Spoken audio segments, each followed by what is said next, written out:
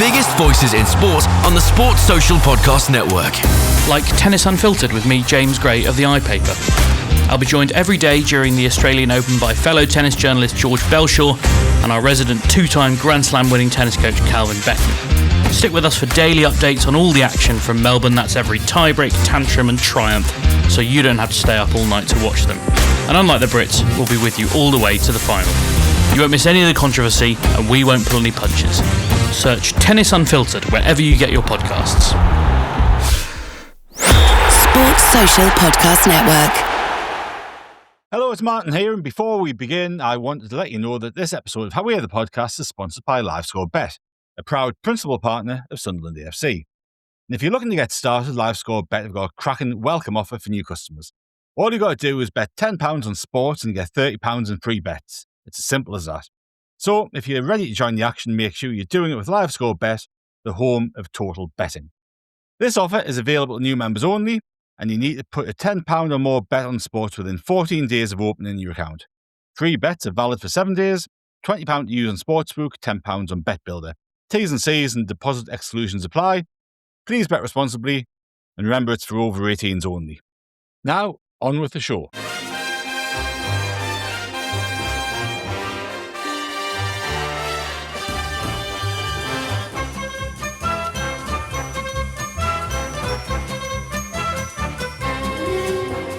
Hello and welcome to How We Are the Podcast, sponsored by LiveScoreBet. It's Martin here, and we've got a Q&A episode for you today. We've had tons of questions sent in, so thanks to everybody who's replied to the call out on X or has emailed their questions into us. And we've got plenty to talk about, and as luck would have it, we've got three people here who are chomping at the bit to answer all of your queries. So first of all, we'll say good morning to Kelvin Beattie. Hello, mate. Morning, chaps. Fit and ready and up for answering every query. And also we've got Andrew with us. Hello, mate. Hello, everybody. Yeah, like Kelvin, I'm keen to get stuck in. And our final guest this morning is Ant. Hello, Ant. Hello, yes, all ready to go. I'm like, look online as he's about to step up and take that winning penalty on Saturday. Ready for it, man.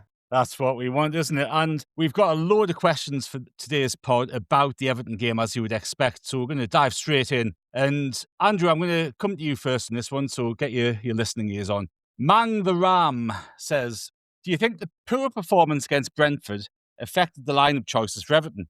I wonder if we get a result at Brentford, we'd be more willing to give everybody a break. Now, it's interesting, isn't it? Because I think people were either caught in one of two camps in the lead up to the Everton game.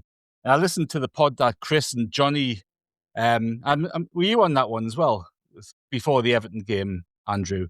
But they were all talking about the lineup for the Everton game. Andrew's been on so many, you can't remember which one he's been on, which one he hasn't been.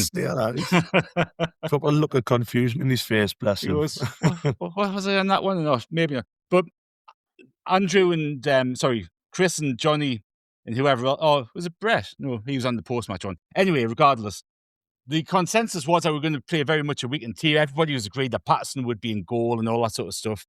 And myself and a number of others thought pretty much a full-strength team. We should just go in and give it the best crack.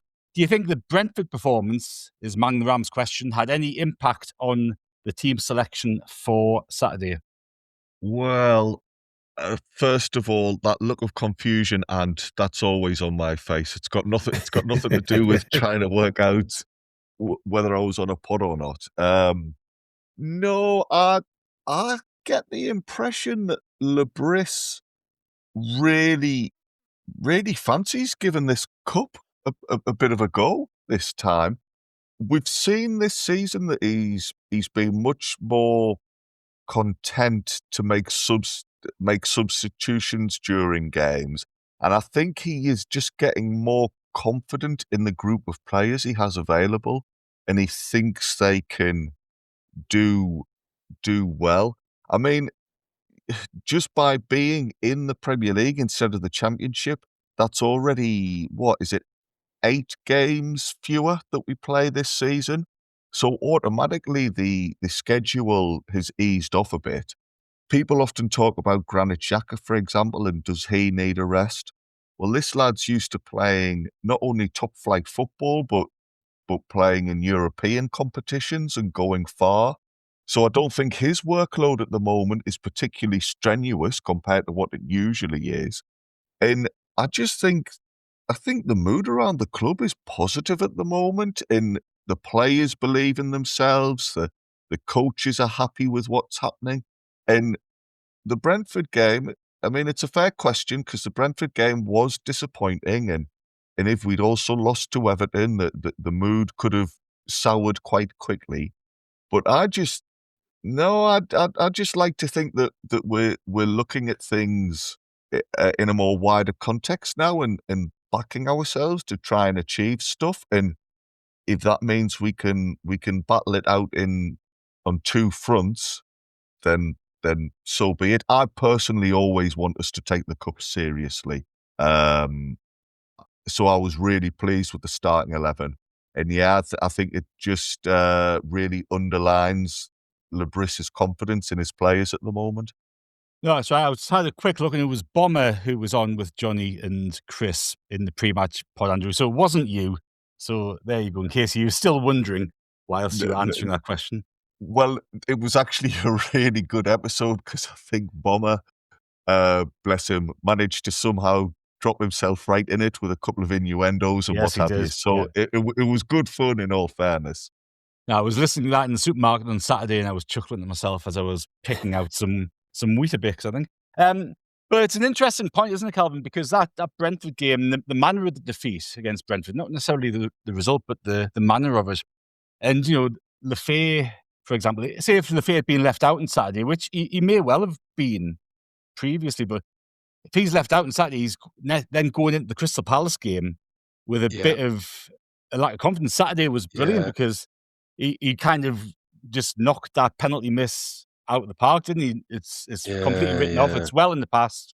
And, potentially one or two selections, the manager probably thought, it's a potential win-win, isn't it? Because yes, we progress in the cups and we want to progress in the cups, and the club should always be looking to progress in the cups. And I think we've got a good chance of doing so in the FA Cup this season. Yeah. But also, if we get a good performance and a result on board against Everton, it gives another springboard into the Palace game and this run of Premier League games that we've got. So potentially there was some of that came into his thinking. Definitely. I couldn't agree more with you, really. I think Monsieur Lebris is like 3 steps ahead and got about 4 or 5 options within each eventuality, to give him his due. When you look at the outcome if you just followed Enzo Lefay from the Brentford game through to the end of the Everton game, you couldn't have really scripted that any better for him, could you? No. It was his Panenka. If it's sliding door stuff in it. If that Panenka had come off in the Brentford game, I'd still be blimmin' going on and on about it, but it didn't, and consequently, he took a lot of stick for trying it. I'm glad we've got a player that will try things like that. Well, that's exactly right. That's how I feel. But I'm not sure whether the result did affect his thinking or not. I think, like Andrew, I just had a feeling from his pre-match conference that there was a feeling coming out from him that I thought, hey, he's up for giving this a crack this year, and I'm pleased about that as well. I think the last blimmin' 10 years has been diabolical in the cup. So I'd be up for us to give us a run, to have a run. I think Labrie maybe feels that he's got a robust enough squad to be able to have a crack at that. Yeah, I was chuffed at the team selection. I thought it worked out really well. If that was a plan, if that was a plan to recover from the Brentford game, what the bloody plan it was. It's worked out well, hasn't it? The only possible way it could have got better if Lefay had Panenka his penalty in the shootout as well, and his had gone in. that would have been. Well, that's what we complete were. retribution. That was the chat in the stand as he went to take the pen out. I'm saying, "Go on, son, Panenka that into the back of the net." There's nobody better to do it against either. Pickford I think lying on the ground watching it drift over his body. he went for the safe option, didn't he? On team selection, Ant, Chris Rigg and Dan Neil were two names who people might have expected to see in the team, as well as Anthony Patterson, of course. And Con on X has asked thoughts on the tactical change near the end of the game. Personally, I think it needed new legs in midfield, and it would have been the perfect opportunity for Rigg and Neil. Chuffed with the result in the end, but was frustrated when we regressed despite dominating all game. Now, it's a funny one. I think we have spoken about Dan Neil and the contract situation, all that stuff on the Q&A pods before, haven't we? But my thinking on this is you don't take Xhaka off. Siddiqui was having a great game, and it's good for him to get the minutes into his legs. Lefebvre was dominating things, and you also want to keep your penalty takers on. So, were you surprised not to see them come on, or did you think he kind of played his hand pretty well? I think he's played a brilliant hand, to be honest. I think we may have seen Rigg if Broby hadn't have come off. I thought Rigg maybe would have come on then. But obviously with Broby having to come off and had to put Lefebvre on, just because at the start of extra time, a lot of the outfield players, in fact, all of the outfield players were getting warmed up apart from Wilson Isidore. So unless Broby had said I need to come off, or whatever, I don't know. But and they were just keeping Wilson fresh, but Wilson wasn't even get warmed up, so it was a surprise to see Wilson come on. But I think if that had happened, but apart from that, no, I think you've just hit on the nail on the head there. You need to put the taters on. Would you have thought Chris Rigg could step up, take a penalty? I don't know. Whereas, the likes of, Xhaka, who took the three who took them, and then you would imagine it was Mundell and Isidore waiting in the wings. You're like, well, that's fair enough. So I'm really not fussed. Chris Rigg's had a decent couple of games, hasn't he, over the Christmas period? He's come on, he's done all right. He's done all right in a position that he doesn't particularly excel in. I think he's worked very hard. Thought against Brentford, but he was okay, and obviously Leeds in the game before Christmas. Just after Christmas, I thought he was really good. Apart from obviously like say he's out of position. The Dan Neil one, he's not going to be staying at the football club. So why? That's the issue with Dan Neil. What's the point in putting him on? You had Xhaka playing really well, as you said. Noah Siddiqui, who had an excellent game. So why disrupt that? That's my takings on that. The problem being, I know what the question's saying. It's like, do we need to shift? What happens if Xhaka gets injured and stuff like that? But you forget Xhaka's got like Siddiqui and Lefebvre who do a lot of running, so it avoids Xhaka doing that amount of running because they can do all that for him. And like I say, on Saturday you couldn't have took him off. He was having an hell of a game. So yeah, it's nice to be sentimental and give Dan Neil a goal, but for me there was no point, and it showed how important the cup competition was because he wanted to win, and we did. So there we go. I think Xhaka did his fair share of running as well, and I do think of course we only saw 3 penalty takers step up, but I think Noah Siddiqui's taken them in a national penalty shootout not so long ago as well, and I think the fact that Xhaka and Lefebvre took 2 out of 3 penalties that we did take, I suspect Siddiqui would have took one of the 5 if it had gone a little bit further. And I presume that is kind of the bigger reason why the 3 of them stayed on the pitch. Going back to the Everton game, and I'll stick with you for this one because Chris Sims has said, how impressive was 09's performance yesterday after just a handful of minutes since May? And Dan Wright said, how good was Luke 09 yesterday? Surely we wouldn't sell him now. And I think Nick Barnes spoke to him after the game, and any chance of him or any rumour of him leaving the club was completely quashed, wasn't it? He wants to stay. He loves playing for us. Now, I thought he was superb on Saturday. I thought he stepped in. He's playing against the Premier League opposition. It's not as if like he's playing against a Championship team, because we know he can do it against Championship teams. But playing against a Premier League club who, I think by the end of the season, we're going to be kind of within 2 or 3 places of Everton. So they're a direct rival. I thought Luke 09 looked as if he could step up and play Premier League football. I thought he was superb. It was really, really pleasing to see him actually do that, because obviously we haven't seen much of him because obviously he came on against Liverpool, but then obviously against City he got sent off, didn't he? And it was like, oh, is it a step too far for him? Is he just that step too slow or whatever? I agree. I thought he was up there for player of the match, to be honest. No, my ender won it, didn't he? But obviously there was the fee as well. It was outstanding. But I thought Luke O'Nien was brilliant. And it was really good to see because, we all want him to succeed at this club, don't we? He's been through the journey of League One and getting subbed off at his first game. And now he's a Premier League footballer. It's absolutely mad. But yeah, he was excellent. He didn't put a foot wrong, did he? Obviously he's up against Beto and then the change they brought like Tieno Barry on as well, didn't it? So they went to a 4. Yeah. He went to a 2 up front, and he still, he was still putting the foot in. He was still, his passing was good. His aerial, even though he's small, his aerial drills were good. It was just a really, really pleasing performance. And you know what? After that interview, because when we were on the bus on the way home, we were like, was that his last game? Because he had the match ball, they sang his name, and he looked close to tears. So I don't know if it was just because he got the winning penalty or something like that.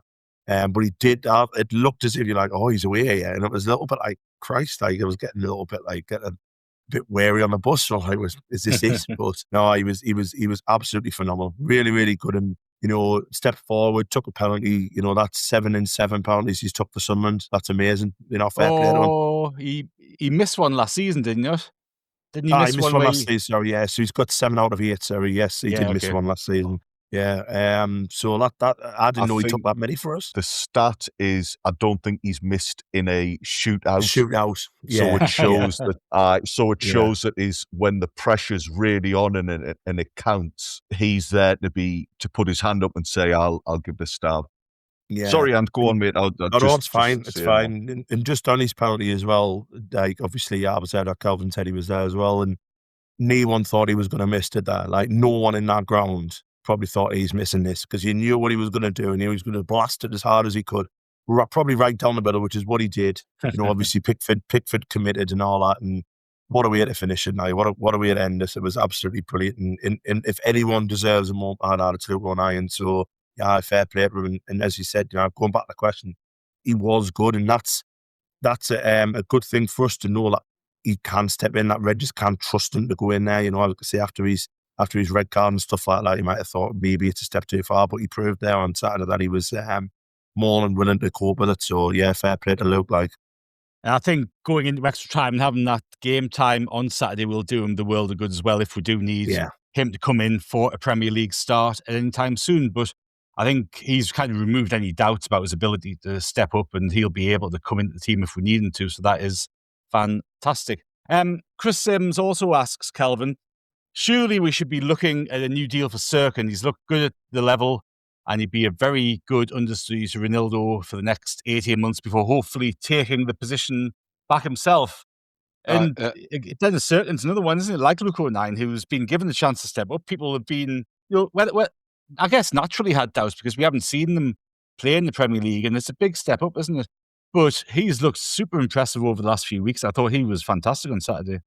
I thought he was, and I thought he looked back to something like his best. I think it's taken him a couple of games to get back to something like his best. He's a lad at fullback who I really like, but probably what I like best about him is when he's going forward. I do sometimes think he can be good at defensively, but I was delighted in his performance on Saturday. He just looked like he was back to his best. It's taken him a couple of games. I think I think he'll be he could be a really good challenge for Ronaldo in that position, and could keep Ronaldo at it if he knows he's got this lad on his shoulder. I thought he played really, really well and was chuffed for him. Just a word on O'Nien. One of the things I really enjoyed on Saturday about O'Nien was his interplay with Xhaka. I thought he seemed to get on his radar quite quickly, and because I wasn't sure about that. We've not seen enough of O'Nien playing at the back and whether he could use Xhaka properly. But just about every pass he gave him was a good pass in space. Xhaka was able to turn, was able to use the ball. So O'Nien played excellently in that regard on Saturday. And like Ant, our crack on the bus going home on Saturday was, have we seen the last of him? His non-verbals when he was standing in the corner, I thought that lad's on his way somewhere. It looks like it was the goodbye, you know. Kelvin, I think it is important that we just comment on O'Nien's passing, because that is an aspect of his game which sometimes gets overlooked. And particularly, he's quite good at, when he's under pressure in a corner, still being able to pass the ball up the wing and allow Sunderland to retain possession rather than just booting it out for a throw-in. That was something that I assume Lebris really appreciates, because it's important to him that we keep possession as much as possible. And the fact that he played 120 minutes, I like yourselves, I thought was that him saying goodbye after the penalties. But the fact that he played 120 minutes before that just shows what a professional he is, because he must keep himself sharp in training, because it's hard to do that it's hard to go and play 120 minutes when you're not playing many games and you've not got that bank of match fitness in your legs. So yeah, 09 was impressive in lots of ways, I felt. On his professionalism, it was great to see a bit of shithousery going on in the box for corner kicks and stuff like that. He was working Pickford and the big centre half, I've lost his name, for Tarkowski, a little bit. I love a little bit of that. It's good to see a bit of that, and done with a sort of a smile on his face. You know, he knows what he's up to. So it was good to see that. But back to Sirkin and the question you asked me. I think he's a lad that's got a lot of support amongst the Sunderland fans, Sirkin. And I would like to think that Lebris will keep him in the fold and keep giving him game time and get him right back up and running. Because I'm not sure he's hit his ceiling yet. I think he can go on and be a good Premiership fullback, Sirkin. Well, I think he got called up for the England under-21 squad, didn't he, last season? He got injured at Coventry and he had to withdraw from it. And I think the club value him and rate him very highly. And hopefully his contract situation gets sorted out, because he's somebody who you would think, this goes for a number of players who were fixtures in the side last season who maybe haven't got the game time that they might have wanted this season. But they're training alongside people like Reynaldo, like Xhaka, people like that. And that will just do them the world of good. And, I guess the romantic side of me from a football perspective wants these players to have this time to develop and grow and then come back into the side in 6 months, 12 months time, 18 months time, and establish themselves as genuine Premier League first team players, because we've actually treated them well. We haven't chucked them in expecting them to play 38 Premier League games this season. We haven't asked them to deal with that pressure. We've given them time to grow and develop and mature as Premier League players alongside some world-class players. And if they can step up to that challenge and, they stay at the club and they're content with maybe playing a bit part for 18 months, they're going to be in a far better position to come in as a regular first-team player in a season or two's time. And they're still going to be quite young. So that goes for people like Mayenda, like Cirque. And, I completely agree with you, and I think Dan Neil will be gone. I wouldn't be surprised if he's gone by the end of this month. But the same logic would apply to Dan Neil. If you're training alongside Xhaka and playing alongside him and training every day, you're going to learn so much from him. And, there's that potential for those players to do that. And I think it's actually the club. People have talked about the club being unfair on these players by not giving them game time in the Premier League. You could argue vehemently that they're actually being fair on them by not expecting them to step up and make that step up immediately. But anyway, that is another conversation altogether. We'll take a very short break then. Back soon. Find the biggest voices in sport on the Sports Social Podcast Network. Like Tennis Unfiltered with me, James Gray of the iPaper. I'll be joined every day during the Australian Open by fellow tennis journalist George Belshaw and our resident two-time Grand Slam winning tennis coach Kelvin Beckman. Stick with us for daily updates on all the action from Melbourne. That's every tiebreak, tantrum and triumph, so you don't have to stay up all night to watch them. And unlike the Brits, we'll be with you all the way to the final. You won't miss any of the controversy, and we won't pull any punches. Search Tennis Unfiltered wherever you get your podcasts. Sports Social Podcast Network. Welcome back to Away the Podcast, sponsored by Live Score Bet, and you are joining us for the second part of our Q&A pod today. Now, there's been a lot of talk, Andrew, about how much importance that we place on the Cup, and you touched upon that earlier. We've got a question from Tenchy Lad on X saying, if we get the balance right in results in the league and we're safe technically by the fourth round, and we get a kind draw, and obviously we're recording this before the draw for the fourth round is made. Do you feel Regis Lebris and the club will think we have more than a good chance of going far in the Cup? And I think he's saying, do we actually get to a point where we prioritise the FA Cup as a chance to win something, get to a final, get into Europe, all that sort of stuff? What would you see the club doing? I think the club will be wanting to take this seriously. I mean, there are loads of ifs and buts, and like you say, we could get a shocking draw, and then suddenly this whole cup run is dead in the water. You don't quite know what's down the line. But the point of the cup is meant to be that it's exciting, in anticipation and excitement builds as you go through the rounds. I mean, I was just over the moon with the fact that we actually got through a single round, because our cup form is been a bit of an embarrassment in fairness over recent years. But yeah, I for a long time have felt that we are safe in the Premier League, and whilst it's good to finish as high up in the table as possible, we are in this business to try and win things, and why not?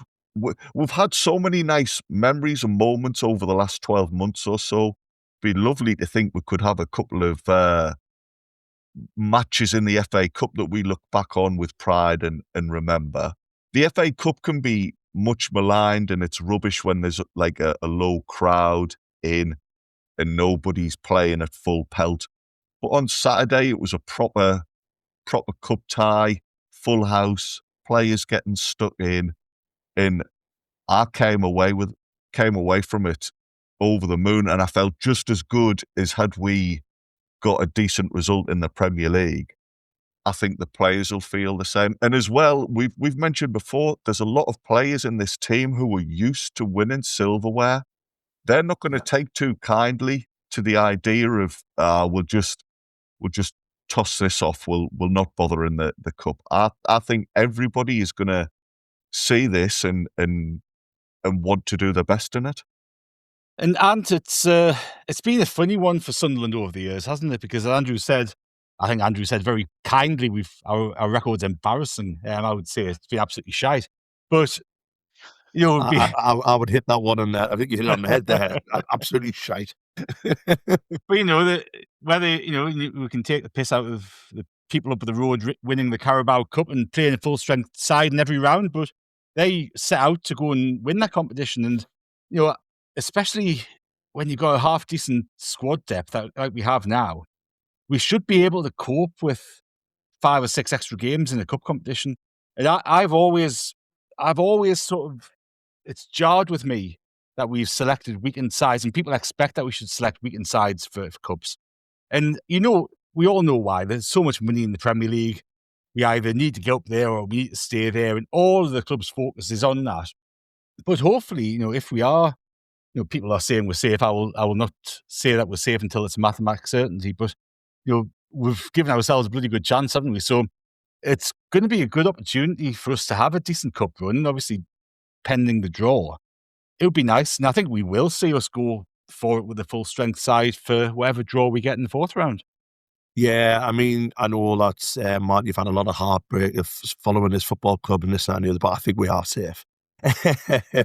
But and I think that's the reason why you've seen us putting that full strength side, well, seeing pretty much full strength side out on Saturday, is I think that, the hierarchy and the manager, I think they're going along this kind of plan of where we've done well so far this season. We've put ourselves in a very, very good shout at being safe.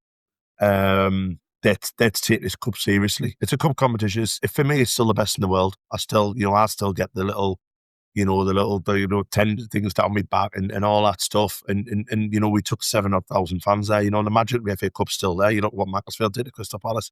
You know what I mean? These things still happen in this game, and it's what makes it such a beautiful cup competition.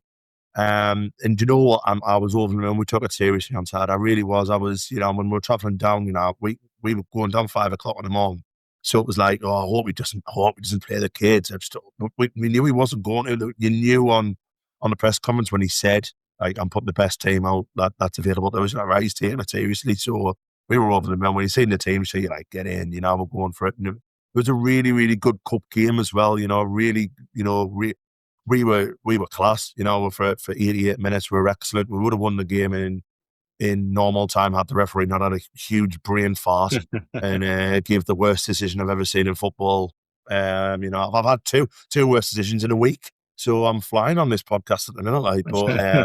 But no, you're right. And you look at what Crystal Palace did last year, and Crystal Palace won it last year, right? And they had a really, had a favourable draw. I'm not saying easy because no game of football is easy, is what proved on Saturday. They had a favourable draw, beat a few teams, went under the radar a little bit, got through at the quarterfinals, and then, did what they did and ended up winning it. And, we're not overly different to a Crystal Palace. You know what I mean? Like, we've got some good players. We've got players who can frighten teams. We'll be an underdog and stuff like that. But give us a couple, bad we get, if we get City or Arsenal away, you're thinking, I would probably say we'd struggle in them game. But any other tie away from home or at home, really, I'd be happy with. I would like a home draw, but yeah, just for a chance for us to, not to have 5,000 fans there, like what was at Stoke last year. Which I was there, but I can fully understand why nobody wanted to go to that game because it was just a boring cup draw. You know what I mean? But a nice home game, a lower league side to give them a payday or whatever would be brilliant. But I'm all for it, mate. If we can get the quarterfinals of the cup and finish 12th in the table, again, that's quite a good season. Yeah, so why not go for it, mate? You know what I mean? Just let's have it. Let's see what we can do. Quarterfinals, come on, semis at least, man. Whatever. Oh no, Wembley though, it's more expensive. You never know, mate. And I'm chuffed to bits. Somebody has finally said the magic of the cup, that brilliant catchphrase. Because I am furious. I was at the game. I've listened to podcasts. I've read reports. I've listened back to it on BBC Sounds. All of these things. I don't think anybody has made the pun yet that we played against a player called Merlin Roll. Now, that was just begging for somebody to say Merlin is enjoying the magic of the cup. Now, what have we become as a football society when we can't pick up on pathetic jokes like that? It's really left a sour taste, that one. It's probably because he never touched the ball, Andrew. He wasn't really much in the game, to be honest. But Merlin had 2 great spells in the game,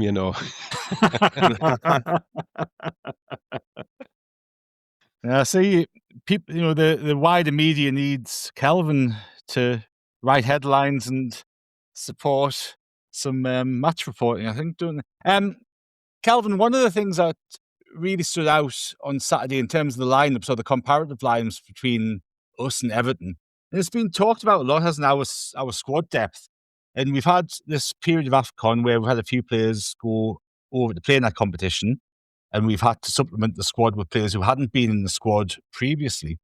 But David Elliott has asked, surely we should all be proud of how Lebris and everybody have managed this tricky period. Just look at our bench compared to Everton's on Saturday and reflect on the serious progress that we've made. And that was really telling, wasn't it? Because Everton pretty much had kids on their bench. I think maybe only 2 of their players had made a first-team appearance before. But our bench was really strong, wasn't it? And that's a sign of just the progress and the squad depth that we do actually have at the club. It was. I was talking to some Everton supporters who, in the main, their crack was quite good at the game. We had a couple of good conversations with these lads walking into the game and then coming back again. And whether I was just lucky and bumped the four most sensible ones in the ground or not, I don't know. But you tend to get what you're looking for, don't you? And we had a couple of good cracks, and they were bemoaning the state of play, and saying even their young lads. And one supporter, he was saying that loath though he was to do it, he didn't like dishing the young players. He didn't feel that there was the quality young player there. He wasn't talking about inexperience. He was talking about the actual skill levels, and didn't feel that they had that. And it prompted a bit of chat about our bench, and I mean, in the past, it's not that long ago that we would be looking at our bench and going, geez, to Betsy, we're pulling them out of primary school here for to stock the bench up, but I have to say I was quite chuffed at the bench on Saturday. It was testament to how serious Lebris and the back room were taking the competition. So long may that last. I'd like to see I hope that we're going to go far in this. And it's an old cliche, but I just feel like success begets success. If we're a good cup run Canadian League form, So who's to say? Who's to say? I'm enjoying the fact that we've got players, and it's you were talking earlier about Dan Neil and Dennis Serkin and these lads that haven't got games this season, but that are playing with world class players, and I agree with you there. But to get the best out of that, it isn't just about your skill level; it's about your attitude. No, You massively. have to be able to. You have to be able to see that as a huge opportunity and lend yourself to it. And I suspect Lebris knows this. I think he seems to be quite good at getting inside He knows the kind of player that he wants, not just skill wise, but attitude wise. And I think we'll see him hanging on to. I think we'll see him hanging on to Dennis Serkin. I think we'll see him hanging on to Luke O'Nien. And I think there's a couple of young lads coming through that he'll think, I think we'll just keep them lads in and around the squad. But I think there's other players that we'll see move off because probably not because of their skill level, but because of their attitude to, not being able to see it as an opportunity. I might be being a bit harsh there, but I'm not going to dish any one individual player. But I think it's a key ingredient to the bench, and why some young lads might find themselves on the bench getting that opportunity. No, that's absolutely right. And there was a piece that Wilson Isidore did with Le Quipe, I think, over in France earlier this season. And he talked about the influence of Xhaka and talked about how Xhaka had given Chris Rigg an absolute bollocking for his levels and training. And you can just, if you're Chris Rigg and you're 18-year-old or whatever, and Xhaka's there telling you need to work harder in training, you need to switch on, that's going to stick with you. And that aspect of it, you've got to be the right sort of person to want to listen to that advice rather than go, oh, bollocks to you, I'll do what I want, I'm not going to listen to you. But if you've got the right attitude to take on that feedback and that constructive criticism, if you like, it'll step you up another level. And you're absolutely right, it's the mental levels. And I think Ballard's talked about it as well. He said Xhaka's influence has helped him this season because he just demands so much. And it's such a crucial part of what they're trying to do. And, the same thing applies to some of the young lads on the bench. And even when the lads were at AFCON, we had Harrison Jones, Jensen Jones, Chutierov on the bench. And, in some respects, we probably went season too early for them in terms of development. because they probably would have been getting the chance in the Championship this season, but Yeah. they'd be limited to chances in the Premier League. But they're still going to be developing behind the scenes. And if the club thinks they're going to be ready from a bang on a mental point of view, but also a talent point of view, they won't have any hesitation in throwing them in if they've got the opportunity to do so. So it's you're kind of looking at now. You've probably got 25 players there who you'd be quite happy being in a match day squad, which I think for where we're at in the development of the team is a bloody good place to be. Andrew, Ant mentioned earlier that Stoke game last season at home. Awful game, low crowd. We obviously went out the FA Cup. And Billy Blythe on X says, on the cup games, is it time to introduce a cup scheme to boost attendances similar to other clubs? I think it would help us in the competitions and finally help the club and the fans take the cups seriously. And there's a lot to be said for it, isn't there? Whether you get loyalty points or more points for away tickets if you go to the cup games, whether cup games should just be included in season tickets up to a certain point in the competition. I always thought you should get the first couple of rounds of both cups included in the season ticket, and after that you might pay for tickets if the club progresses. But what would your solution be? There you go, putting you on the spot. Whatever solution guarantees me a ticket for the final is the solution. Is the solution I would go for. Yeah, selfish bugger. Yeah. Well, you've got to look after number one. I always go to games in the early rounds, and I appreciate my circumstances make that possible. So, I'm not going to criticize people who have a long commute to get into games or whatever reason they can't always go to cup matches. But I always try and go just because it's what I want to do in my spare time. I want to go to watch Sunderland play, as simple as that. I was at that Stoke game, and you're right, it was flat. Both from the fans and from the players. Things have moved on so quickly in the 12 months since then, though. And as soon as any tickets become available for Premier League games, there's a mad scramble now when people are, climbing over themselves to get a seat in the ground. And I think that might just naturally fall into cup games as well. People are so behind the side at the moment and really desperate to watch these lads in action. So I think cup attendances will just go up as a result of that. But yeah, some sort of scheme and yeah, the thing of including early rounds in season cards would be a nice little bonus and a thank you to those that are able to make that commitment and are able to pay money up front. Just having that is a list of the advantages would be a nice little thing. And from the club's point of view, the more people you get coming into games, the more you make in terms of sales in the concession areas and all that type of thing. So the club probably do look at it and want to come up with a way.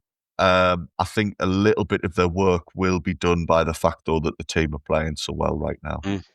I think from the past few years as well, one of the big things that has kind of struck me is that the club release blocks of tickets available, don't they? So they don't open up the whole sim. So you can't get your regular seats and all that sort of stuff. And that just sends a message out that we're not going to get a big crowd. And I think that sets the wrong tone for the whole approach that the club has to cups. So, if we do get a fourth round tie at home, and again, we're recording this before the draw is made, hopefully they do not do that, because I just think that's shit and it just sends out completely the wrong message to everybody. Yeah. Going back to the Everton game, you three lads were at the match on Saturday, so I'm going to come to each of you very quickly to answer Michael Conroy's question. And I'm going to give this one to you first. He wants to know, how steep were those steps at the hill, Dicko?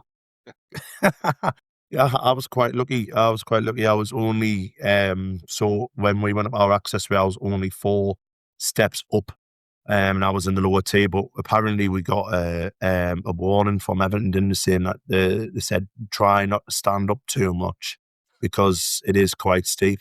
So I was quite lucky, so I can't complain. I actually thought it was a very, very nice stadium as well, from the inside, from the outside as well. It was a beautiful stadium. So fair play to Everton, but I found them all right. The other two, my esteemed colleagues, they may have a different one, but I found them okay. Well, Kelvin, I was listening to the preview pod that Chris did, and the lad who he had on was saying that the stands are actually the steepest they can legally be. So they have gone to absolute the maximum steepness. Yeah. How steep was it?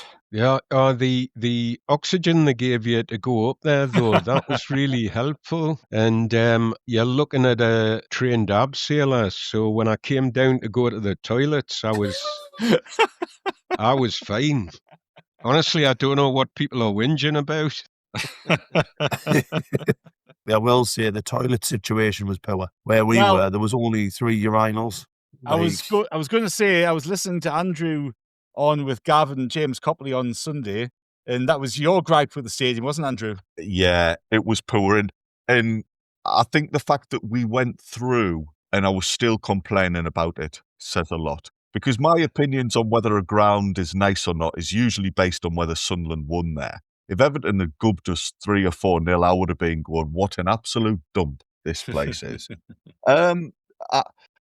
I do like outside the ground that they'd retained a lot of historical features. There was some like train tracks and some buildings and other bits of like street furniture that were obviously there from when it was a working dock. I liked those touches. But yeah, the toilets were an issue. The stands were quite steep. It's interesting what you said there about that it's the steepest they could technically get away with. I just feel for some footballer who's got to do a last-minute fitness test before the game. If they get told to run up and down them steps a few times, there's no chance of them being able to get in the game. They'll be absolutely shattered. They're not all trained abseilers like our Kelvin is. So some poor footballer's going to be ruined having to do a few flights of those steps. Well, there you go. Yeah, I'm not sure how many fitness tests that take place in the stand like they used to in the 50s at Roker Park, but maybe they do now and again. I wouldn't put it past David Moyes. Anyway, I think that's good for us to wrap up today. So thank you to Ant, thank you Kelvin, thank you Andrew, and thank you to everyone for listening. Remember, if you've got a question for the lads to answer, just email awaythepodcast@safc@gmail.com or look out for the social media call out on X. We usually put that out on Sunday morning and respond to that. We will be back tomorrow. I think we've got another Q&A podcast planned. We've got a boatload of questions to get through. But until tomorrow, it's goodbye from us.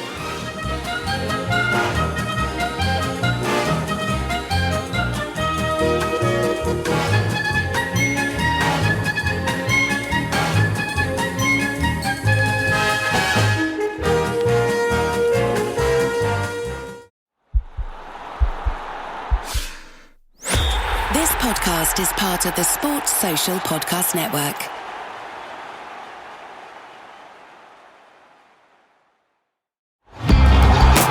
Find the biggest voices in sport on the Sports Social Podcast Network. Like Tennis Unfiltered with me, James Gray of the iPaper. I'll be joined every day during the Australian Open by fellow tennis journalist George Belshaw and our resident 2-time Grand Slam winning tennis coach Kelvin Beckman. Stick with us for daily updates on all the action from Melbourne. That's every tiebreak, tantrum and triumph, so you don't have to stay up all night to watch them. And unlike the Brits, we'll be with you all the way to the final. You won't miss any of the controversy, and we won't pull any punches. Search Tennis Unfiltered wherever you get your podcasts. Sports Social Podcast Network.